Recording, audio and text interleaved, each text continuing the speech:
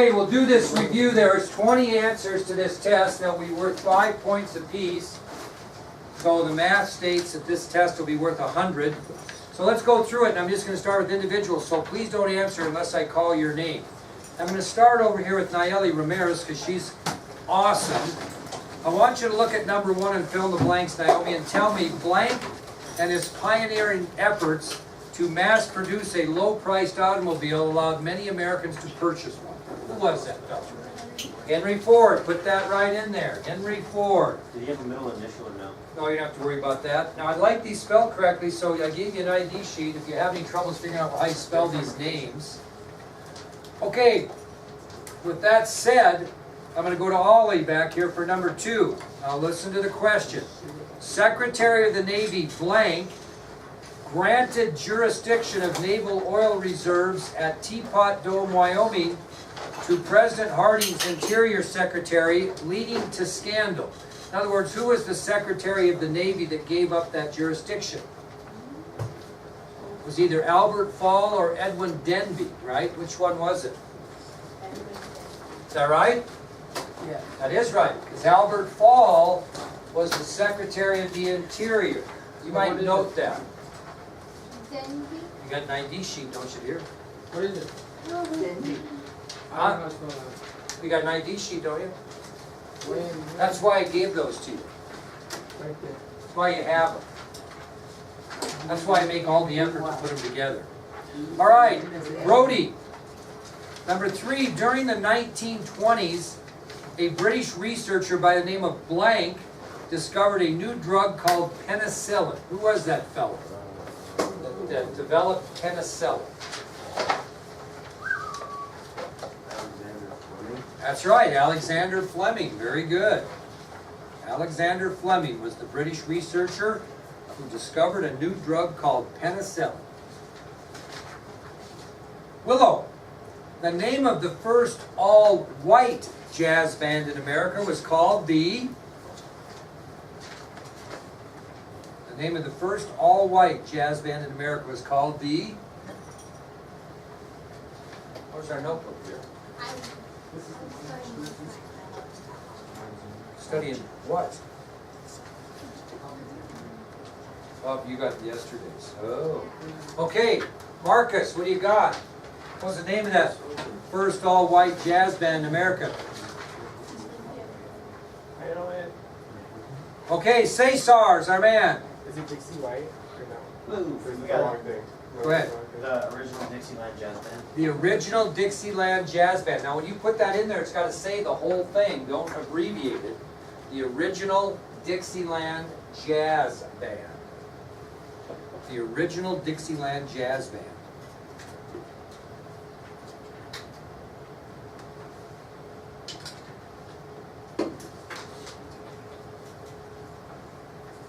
Okay, Jamie, who was the first woman to swim the English Channel? Probably something you wouldn't name your firstborn daughter, just a guess. Gertrude Ederle. Gertrude Ederle became the first woman to swim the English Channel. Gertrude Ederle. Right here, this fine woman right here. That's a very rare signature, by the way. Okay, get in your notes on the election of 1920 because there's going to be some things happening here. Okay? Ray, who is the man who ran unsuccessfully for vice president in the election of 1920? Pretty familiar name. Unsuccessfully. Who was the man who ran unsuccessfully for vice president? Franklin D. Roosevelt. That's right. So the man who ran unsuccessfully for vice president in the election of 1920 was Franklin D. Roosevelt. Went on to become one of our greatest presidents. I think he's ranked 4 as far as the greatest presidents in history. I think he's ranked 4. Okay? So he went from a loser in the vice presidential election of 1920 to one of the greatest presidents in history of the world. We'll just review it here. We're on 7 and 8. Okay. And we'll go back to you so you can figure it out, okay? All right, Branson, 7 and 8. The Republican nominee for president in the election of 1920 was blank, as the Democrats countered with Governor Blank of Ohio for the presidency. How's it going there, Rob? How's those notes treating you? We'll go to the second in command there, the brighter of the duo. You didn't write down? Well, what are we doing this for? I'll give you a test. I got it in my head. Okay, well, go ahead. Well, it's probably one of those four. So, that narrows it down. Okay, who was the Republican nominee for president in the election of 1920? Is that right? No. Take another guess. Now, let me ask you a question. Why in the world would I give you a review if you don't bring anything? I think I'm just going to sit down and relax the rest of the period and let you guys figure it out. I'll just let you figure the whole test out. How can you not have your stuff here?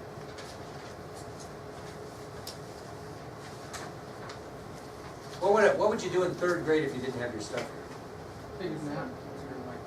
We'd give you a red card or whatever. We'd stick you out in the hallway in the corner.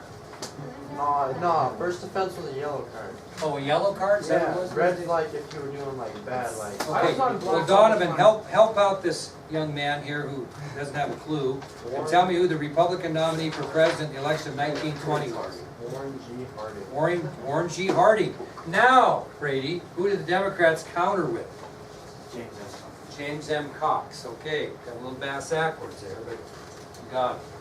So, let's start over for Haley's benefit real quick. Like 1, Henry Ford and his pioneering efforts to mass produce a low-priced automobile allowed many Americans to purchase one. Number 2, Secretary of the Navy Edwin Denby granted jurisdiction of naval oil reserves at Teapot Dome, Wyoming to President Harding's Interior Secretary, leading to scandal. Number 3, during the 1920s, a British researcher by the name of Alexander Fleming discovered a new drug called penicillin. Number 4, the name of the first all-white jazz band in America was called the Original Dixieland Jazz Band. Very good. Gertrude Ederle became the first woman to swim the English Channel. Number 6, the man who ran unsuccessfully for vice president in the election of 1920 was Franklin D. Roosevelt. 7 and 8, the Republican nominee for president in the election of 1920 was Warren G. Harding, as the Democrats countered with Governor James M. Cox of Ohio for the presidency. Okay, Shayla, my dear, what was the Republican campaign slogan for the presidential election in 1924? Keep cool with Coolidge. That's exactly like that. Keep cool with Coolidge. You might want to know how to spell Coolidge. Keep cool with Coolidge. Nayeli Garay, what was the name of the chemically produced fibers introduced in the 1920s? What do we call those chemically produced fibers?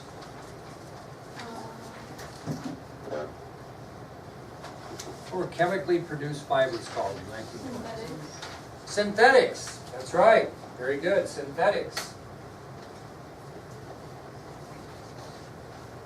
Ollie, what was an alternative to silk in the 1920s? What's that? Cellulose? Cellulose. Is that right? It's Celanese. Celanese, yeah. Thus the reason to give you an ID sheet that you should bring with you, along with your number. All right, we answered this already, but I'm going to see if Dylan can pull it off. Secretary of the Interior blank illegally leased government naval oil reserves to private oil speculators during the Teapot Dome scandal. What were you doing when we were talking about it? Trying to write them down. Oh. Go ahead, Will. He was the Secretary of the Navy. Who was the Secretary of the Interior? Come on. Albert Fall. I'm beginning to think I didn't get any instruction to you guys. Albert Fall. That's why. What was the best known nightclub in Harlem during the 1920s there, Haley? What was the name of the best known nightclub in Harlem? Best known nightclub in Harlem for jazz music in the 1920s. Marcus?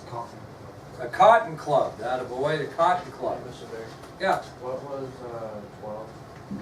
What was 12? Albert Hall. Albert Paul. Yeah.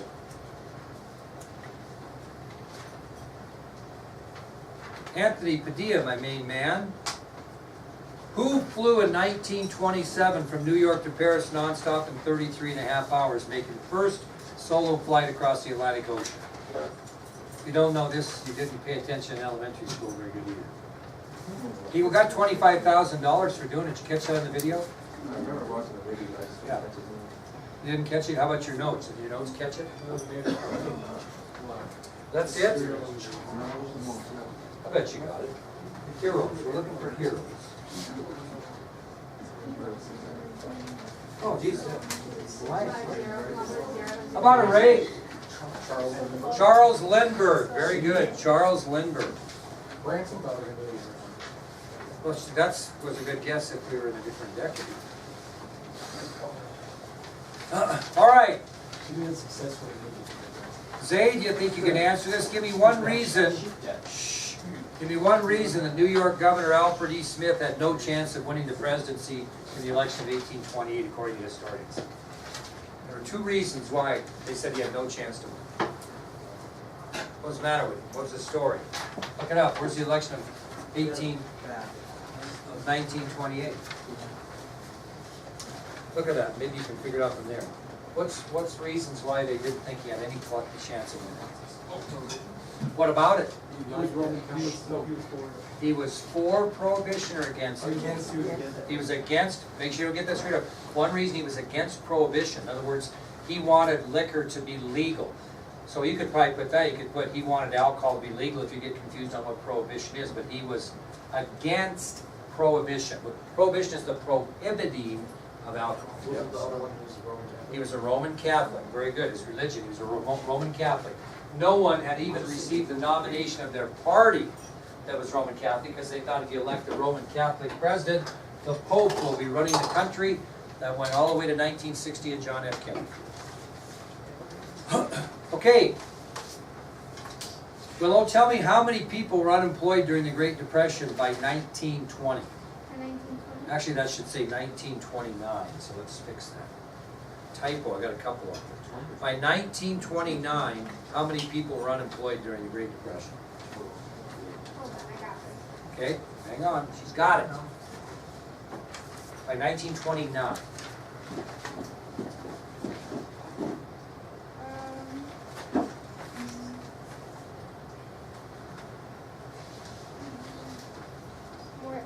Was it more than 650,000? Is that right? 650,000 is correct. Where are you finding that? It's right. Okay, and how many were unemployed by the end of 1932? Right by it. 12 million. 12 million, very good. So there's your answers. By 1929, how many? 650,000. By 1932, 12 million. Okay, now, let's get this right. What are the three reasons for the Great Depression in the 1920s?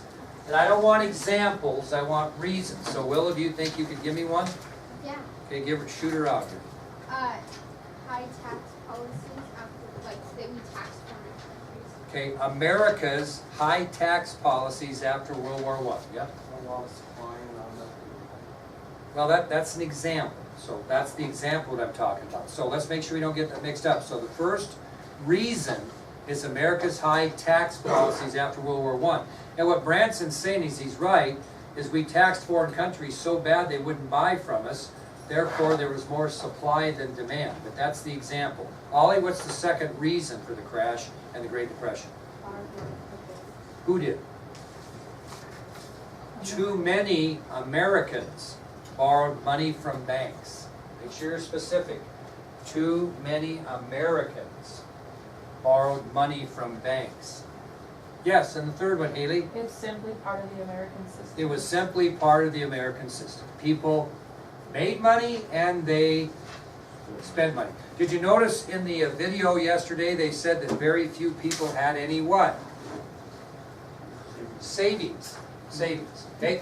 Alright, there's your study sheet. It will not be open study sheet. You're going to have to study off of that and take it somewhat blind. The rest of the period I'm going to show you a video on the 1930s.